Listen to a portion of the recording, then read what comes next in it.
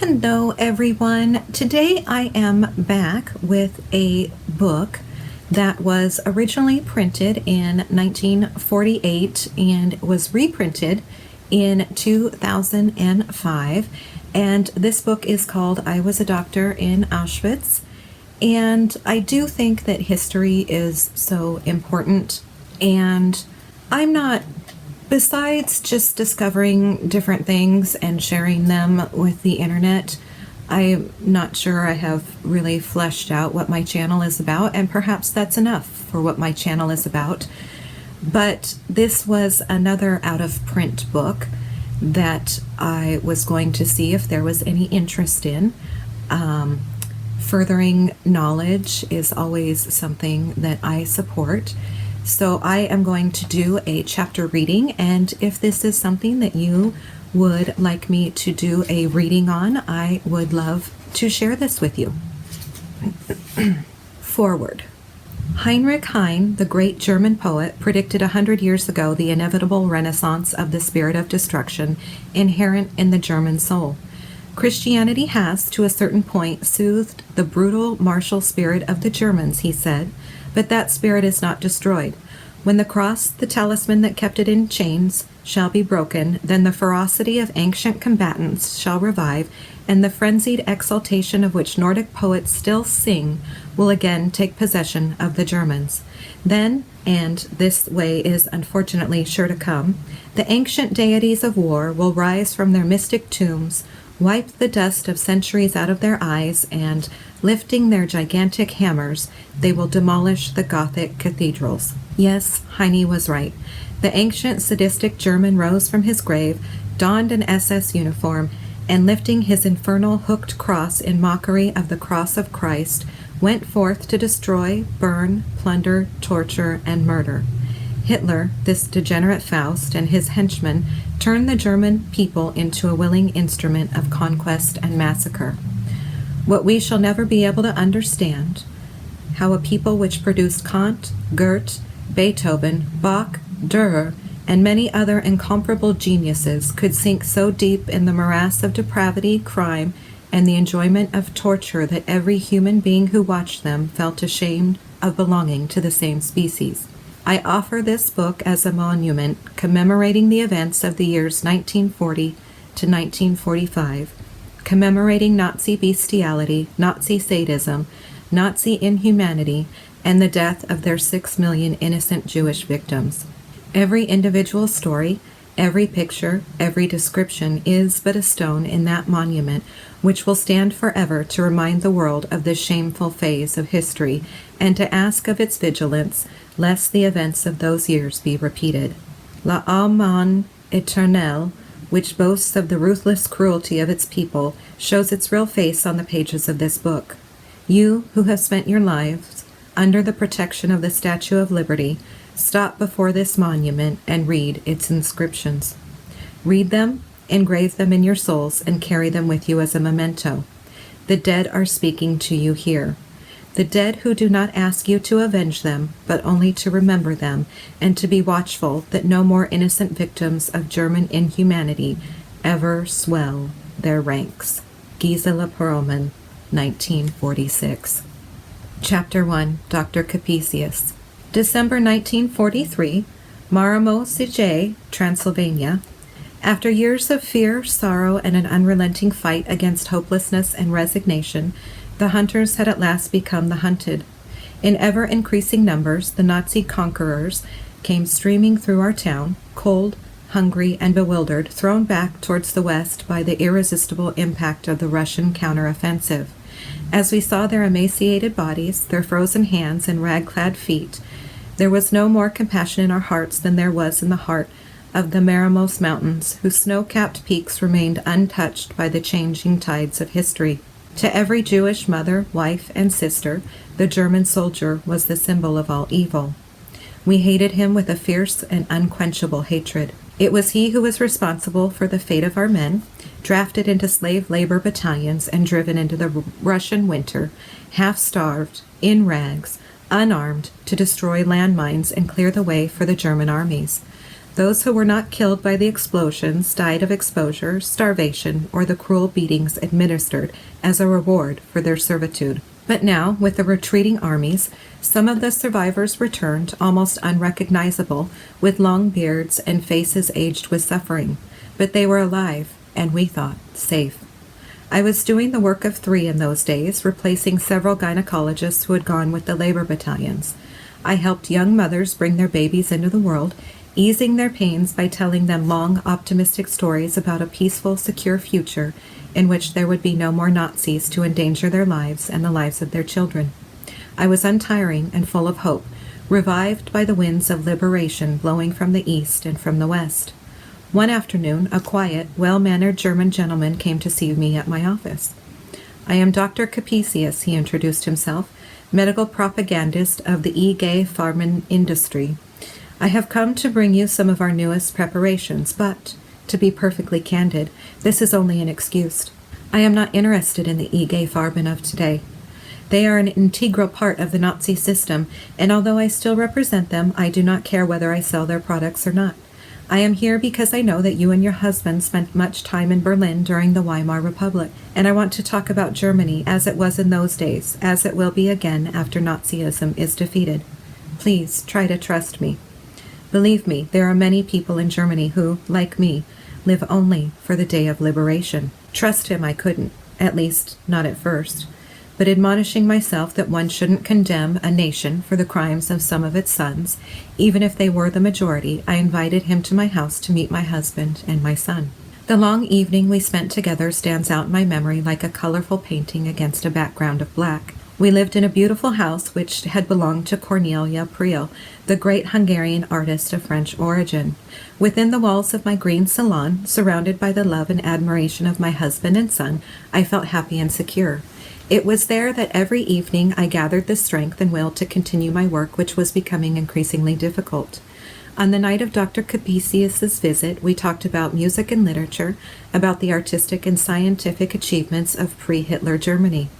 As the evening wore on, our confidence in Dr. Capesius's sincere love for freedom and his hatred for the Nazis grew until our dreams of post-war Europe became bolder and bolder. He shared all our views and helped spin out the beautiful pattern we drew before his eyes. When I recited poems by Heine and Lessing, his eyes filled with tears, and when my son played for him Hubei's violinist from Cremona, his praise and enthusiasm knew no bounds. Overwhelmingly thankful for the wonderful evening he had spent in what he called a shrine of culture in Eastern Europe, he shook my hand warmly, admiring my unusual wristwatch, and left, reiterating that the day of freedom was near. "Keep up your courage," were his last words to us. 5 months later, I was to see him again, in the second month of my stay at Auschwitz, clad in an SS Hauptsturmführer uniform.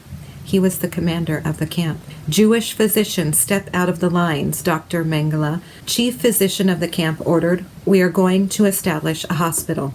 Along with a few others, I stepped forward and came face to face with Dr. Capesius, standing beside the chief physician. I had just recovered from an unsuccessful attempt at suicide. My head was shaved, and the dirty rags which covered my body did not hide my pitifully weakened condition. For 1 second, I could not believe my eyes. In a flash, I saw my home, my son holding the violin under his chin, my husband, and our guests listening to him with rapt attention. The scene revolved in front of my eyes while his face smiled mirthlessly. Then darkness settled over everything. When I came to, I was lying on the floor of my block and was ordered to report to Dr. Capesius immediately. He looked me over from head to foot and smiled again. When he spoke, his voice was cold and jeering, and my loathing was so strong that at first I could scarcely understand his words. His voice, however, succeeded soon in reaching my consciousness. "You are going to be the camp gynecologist," he barked. "Don't worry about instruments. You won't have any. Your medical kit belongs to me now, and also that unusual wristwatch I admired. I also have your papers, but you won't need those. You can go." I never saw him again. But this was much later. In January and February of 1944, we were still in our home, cold, undernourished, overworked, but full of hope. There was an almost unbearable tension in the air. The little town held his breath, waiting for the breakthrough in the Carpathians, which would save us from the otherwise inevitable brown death. The breakthrough, when it came too late. On March 19, 1944, a sunny spring Sunday, the Germans overran Hungary and our fate was sealed. Quickly, quickly, so as to squeeze their whole beastly program into a short time, they began bombarding us with order after order. First, we had to sew on the yellow Star of David. Then came the curfew. Travel was prohibited. Homes were searched. People interned. Stores, businesses requisitioned. An endless succession of sudden alarms. Then there came an order forbidding us to leave our house for 3 days. We cowered in our apartments, sick with fear, waiting for the next blow. Official burglary. Police broke into house after house, demanding gold, silver, jewels, valuables, money. They opened cupboards, drawers, closets, took everything they fancied, unmindful of our presence as though we were already dead. And when we had been deprived of all our possessions, we were driven into the ghetto, carrying on our backs small bundles containing bare necessities. At the end of the town, there were a few narrow, dirty, muddy streets lined by dilapidated shacks. 8 to 10 people had to share one room. Living was reduced to its lowest level. Still, it was home. We could still watch the sun go down over the mountains, and we could still hope in our hearts that our liberators would soon come down the mountain slopes. We had our friends and relatives around us, and their love brightened the fear which filled our souls. The ghetto served only one purpose. It made it easier for our persecutors to rob us of our last meager possessions. They came morning and night without giving us any respite, searched our rooms, our clothes, and nothing and no one was immune to their relentless quest. It was on a Saturday, I remember that. We learned we would be searched for hidden jewels once more. This time it was the Gestapo, not the local authorities, who performed the operation. When they had gone through everything without finding any valuables, I had to stand by and watch while they seized one woman after another with dirty fingers and searched the depth of her body for treasures. Then one day, the head of the Gestapo ordered me to establish a hospital and maternity ward in the ghetto.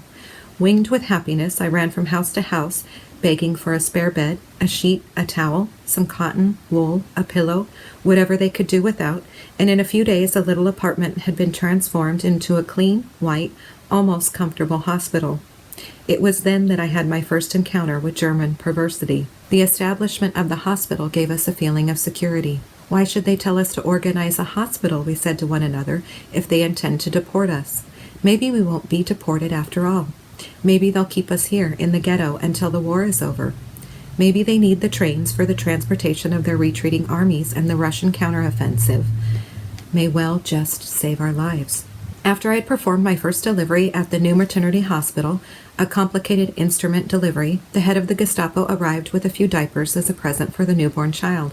He congratulated me on my skill, admired the work I had done in creating the hospital, and showed a friendly interest in everything I told him.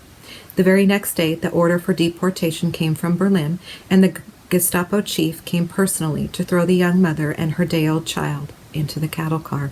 When we learned of the deportation order, my husband, who was president of the Jewish Council of the Ghetto and as such responsible for carrying out all orders, went to see the Gestapo chief and begged him, as a favor, to execute the whole ghetto then and there. He and his family would be the first to go to their death, he said. The answer was a gust of laughter and a beating that sent him flying down the steps of headquarters. We picked him up, unconscious, and carried him back to our room.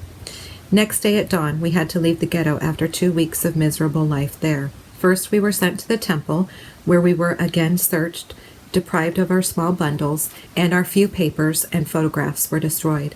Then, like cattle, we were driven to the station and put in a cattle cars, 80 to 100 persons crowded into each car. In vain did we look to the mountains, the town, the people for help. Only death was to deliver us from our suffering. So again, this is a reading from I Was a Doctor in Auschwitz, and this is by Gisela Perl.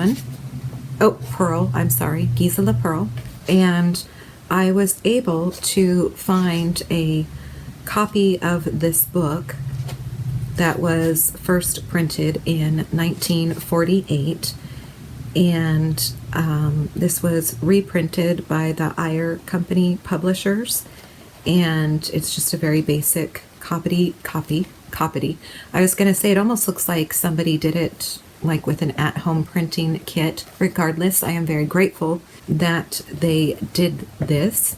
And if you are interested in me doing more chapter readings from this book, please comment below If you are new to my channel, welcome.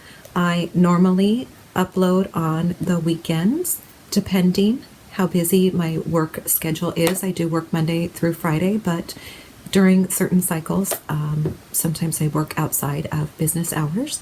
And if you have any questions, be sure to leave them below. If there is something you would like to see me talk about, a book, a product, please also comment below. Otherwise, thank you for tuning in, and I will see you in the next video.